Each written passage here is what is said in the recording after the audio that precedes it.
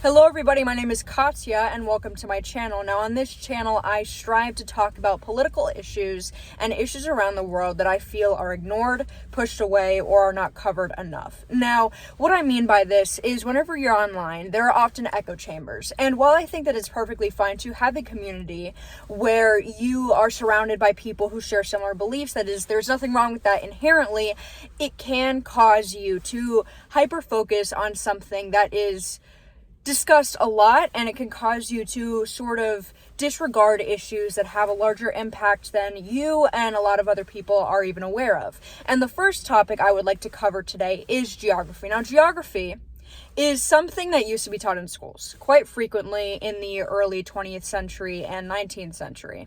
And whenever we think about geography, we often think of it in a very narrow-minded way, just knowing countries, flags, and capitals. And I'm an autistic woman, and one of the main things that actually led to my diagnosis was because I was reciting capitals, countries, and flags ever since I was a little kid, which is probably why I had no friends and was a loser, and no one wanted to hang out with me, because who wants to hang out with someone who's constantly telling you that Ouagadougou is such a cool capital and that Mozambique is actually the only country in the world that involves every single vowel. Anyway, so what happens whenever someone has a lack of geographical knowledge? Now, in the United States specifically, this is the specific topic I want to focus on, is geographical education, specifically in the United States. And I want to bring up someone that I think contributes a lot to this conversation. He hasn't had commentary on it, but he made a very good example of what this lack of geographical education can do to people. Now, his name is Speed. I don't know if you know him. He's pretty underground. Not a lot of people are aware of him. Pretty low-key streamer. But if you have heard, he recently did an Africa tour, which is fantastic. I was a little bit disappointed on the usage of AI in the advertising for this tour, but with setting that aside, I decided to, I don't know if you can hear the honking in the background. I promise I will get a better setup one day. But to continue, Speed decided to do this tour in Africa, which I think is wonderful, because Africa is one of the continents that gets not enough exposure, and it's one of the continents that is failed in terms of geographical knowledge, geographical education, especially in the US. And why is this? Well, if we look back, we're going to go back all the way back to 1908 in Baltimore. There was a meeting, I can't remember the exact name, I'll put it on screen though, where basically the curriculum for geographic education in the United States is going to be decided, and this curriculum took on an extremely Eurocentric view. What does this mean? It means that it focused extremely on Western Europe and the United States, and had a lot of lack in places like South America, Central America, Asia, and especially places like Oceania and Africa. Now, this isn't so bad, right? You might not know Ghana, Gabon, Gambia. You might not know, the Gambia is supposed to have the in front of it because Zambia sounded too similar. Who cares, right? What am I going to do with this information? It's not necessarily about memorization. I don't care if you know all the countries of Africa. I do, and I'm very proud of that. But in the grand scheme of things, it's just like a cool, impressive thing that you know. So why do I argue that this is so important for people to know about? What happens whenever you have someone who goes into a class learning about only Western Europe and the United States, maybe a bit about Central America, a bit about the Native Americans, etc., maybe a little bit of Canada sprinkled in there, Asia, etc., but it is very Eurocentric. Now, what happens when we're going to be talking specifically about a white person? When this person is learning only about a very Eurocentric view of geography. And then let's say 3 years down the line, they go on Facebook. I don't know if any kids use Facebook. I highly doubt it, but that was the first thing I could come up with. So they go on Facebook and they see, oh my goodness, there's a huge influx of immigrants from Gabon going to France. And you think, wow, I don't know where Gabon is. Oh, it's an African country. Oh, okay. Let me look into this a little bit. And you have always been taught that white people are innovators. They're fantastic. They're inventors. And they have done incredible things. And I think that whenever you talk about Europe, specifically white people, I think it's very important to acknowledge that two things can be true at the same time. You could be an innovator. You can create wonderful things, and you can terrorize people. Two things can be true. You can be a wonderful scientist and also exploit people. Two things can be true. White people did innovate, And they also did kill a lot of people. So, let's continue on. So he sees this thing on Facebook about these immigrants going into France. He's always been taught that French people, the French culture was very rich, very white, very, it was an elite society. These people are amazing. So let me do a little bit of digging into the people who are immigrating here. Now, you see that they're pretty dark-skinned. You know, you look into it and you see that Gabon is lacking in the IQ area. You see that their poverty rate isn't great. They don't treat women very well. I don't know the exact situation in Gabon right now. I'm using it as an example. But you look at these things and you think, so we have France, which is a wonderful country, and you have these migrants from this bad country. This isn't okay. What if they harm the amazing, fair-skinned French women? What if they erase the culture? This is bad, right? And that sort of starts to spiral.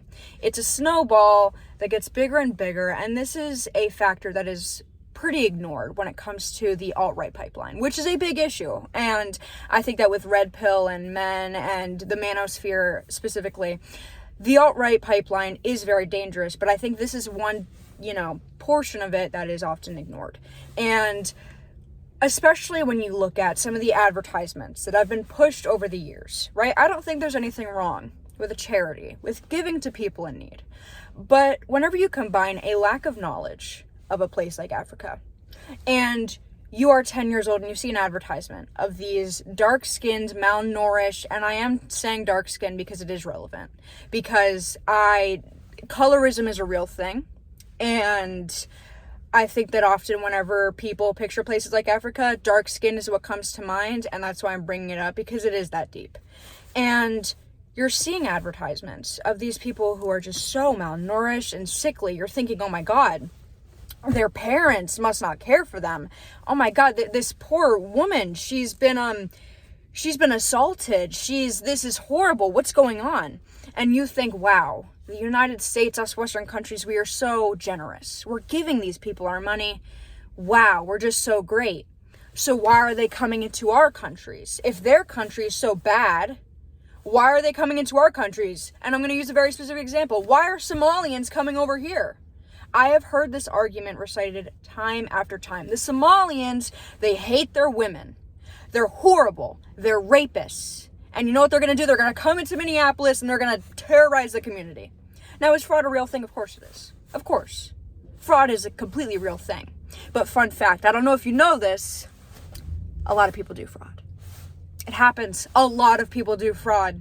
Black people do fraud. White people do fraud. Hispanic people do fraud.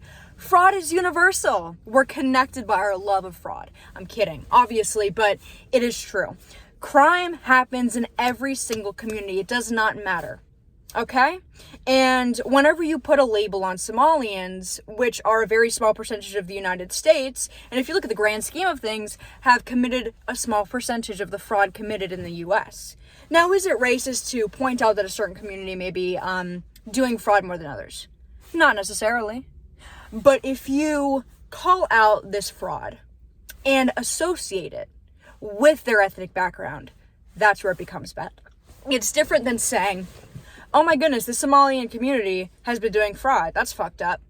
Than saying, oh, these fraudulent people are Somalian.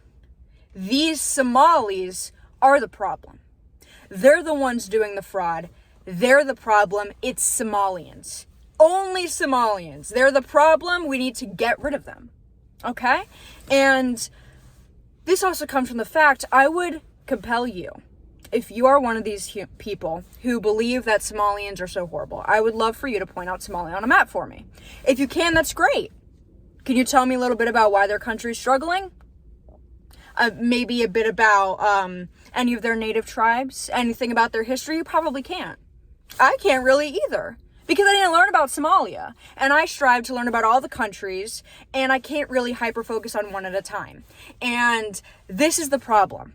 When you combine a lack of geographical knowledge with these advertisements and these instances that show up on the news, because we all know that the news, they love to highlight minorities committing crimes because it gets more clicks, more money, more cash, more advertisements, more exposure. And whenever all these three elements come combined, it is going to create an extremely dangerous narrative that fuels racism and can sometimes lead to violence. And oh my goodness, like, okay, so what does this all have to, you're talking in circles, all these different points. We need to, first of all, integrate geography into our school system way more. And not only that, in my opinion, scrap the curriculum. We need to go from scratch. We need to start from scratch, because it is fine to center around the United States. I mean, this is common sense. We live in the United States. We should probably focus on it a little bit more. I agree. But, like I said, a Eurocentric view is dangerous. Okay? And I want to bring up a few sources here, just that way you know that I'm not just spewing, taking shit out my butt, and putting it out there, and I'm talking nonsense. First of all, I want to bring up the Nation's report card. Okay? A lot of you have probably heard of this, and I am going to be bringing up the report from 2014. It is a little bit old, but it's still relevant today. So in 2014, there was an assessment done on 8th graders around the United States about geographical proficiency. This means, yeah, you're geographically proficient, right? And the score to reach geographic proficiency, I believe, was 282. All right? And the average score in the United States was a 261, which isn't great. You know, almost 3/4 of 8th graders in the United States did not even reach geographic proficiency, let alone be on the, like, above average. That percentage is even smaller. And yeah, so that's the Nation's report card, and that is actually cited a lot, but I think that it's not talked about in the way that it should be, which is what I'm addressing today. Next, we're going to go over and we're going to look at the UN, right? United Nations. There was an article written last year, I will link it in the description of this video, where it talked about how racism requires ignorance. Ignorance is necessary for racism to thrive.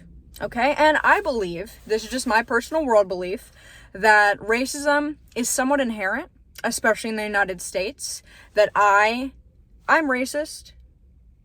I'm okay, I'm fine with admitting that, because I believe that in some ways it is an inherent thing, and we uphold racist beliefs and racist systems from the things that I benefit as a white person. Now, am I saying, oh my God, I'm white, I need to darken my skin, I'm so scared, I need to get eye surgery to make my eyes brown? I'm fine with being white. I'm proud of being white. I'm Slovakian. I love it. You know, like, Slovakia is cool as hell. I'm not saying that you need to be guilty of being white. I'm saying that being able to understand, to hold yourself accountable and realize having white privilege isn't a bad thing. It's not a bad thing. Hey man, having privilege is something that I would argue every single person on this earth has, in one way or another. You know? Like, I'm not saying that just because you're white, your life is puppies and rainbows and cupcakes. And a lot of people like to take the argument that if you are white, I'm poor. Oh my God, I'm poor. I've never been privileged in my life. I grew up in the slums, trailer park. My mom put out her cigarette butts in my hair. That's why I'm bald. And my life sucks. I work a minimum wage job. I hate my life. I'm not privileged. Okay, I understand. Hey man, you might not be privileged in the class sense. All right? But what I'm making with this point is put yourself in that exact situation, but you're black. Life's going to be a little bit harder. Common sense. And I'm not saying that, like I said, I'm not saying that if you're privileged, your life can't be dog shit. Your life can suck. Right? And you can still have privilege. Privilege isn't this horrible thing that you should be so ashamed of having. It's something that's inherent in some ways. Anyway, though, I want to circle back to the original argument, right? About geographic education. So what I mean by we need to basically scrap the curriculum and start from scratch, I believe that while we should center the United States because we live here studying the 50 states, I believe we should also focus more on the actual origins of this country, not in a way that portrays natives like victims. And this is a similar way that I think we should be approaching different countries around the world. Because while it is true, white people did victimize a lot of people, I think that whenever you portray someone as purely the victim, which is also a point with the advertisements I was talking about earlier, when you portray someone in a light that they're only the victim, this poor, helpless thing, like a baby, right? This poor, helpless thing, you're, in a way, stripping them of their humanity. Okay? And what I mean by that is whenever you talk about Native people, whenever you talk about African people, people in Burma, people in Oceania, people in Bolivia, etc., and you paint them as only victims, this creates a complex where white people were just so generous to not kill them all, that they could never fend for themselves anyway. So hey, we're good that we colonized them, because they couldn't fend for themselves. Well, that's technically not true. They can fend for themselves. They had that ability to fend for themselves taken away from them. And by humanizing people around the world from everywhere, and that includes white people too. You know, like, I'm not saying that we need to just not learn about white people at all. I think that a lot of people who haven't completely looked through some of the ways that they think and some issues with their thinking might play the victim in a way that says, oh, you just want to only learn about black people. That's not true. I want to learn about the entire world. I want our future generations to have knowledge about the entire world and to crush this stereotype of Americans being dumb when it comes to geography, because in my opinion, if the shoe fits. I see a lot of people complaining about that stereotype, but we earned it, man. We really did. We earned it. We're the best.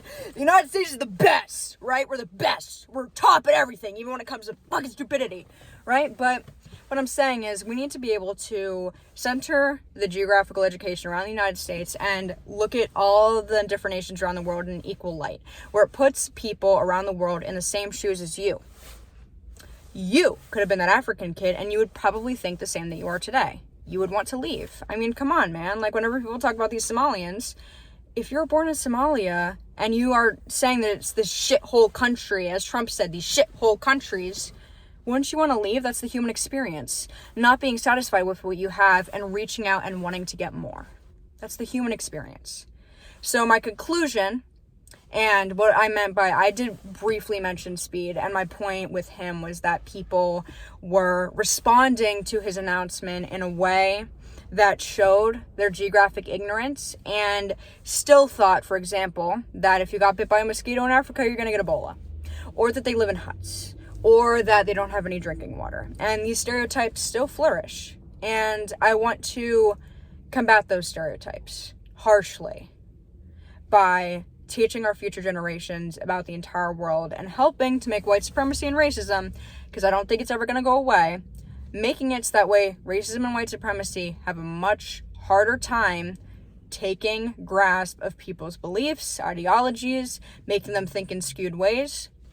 And my conclusion for this video is that if you are ignorant, and I'm ignorant in a lot of ways, if you're ignorant, don't see this as a personal failure. See it as an opportunity to learn, to grow, because by admitting ignorance and realizing that maybe things aren't the way that you thought they were, you can learn and you can improve yourself as a person and your outlook on the world.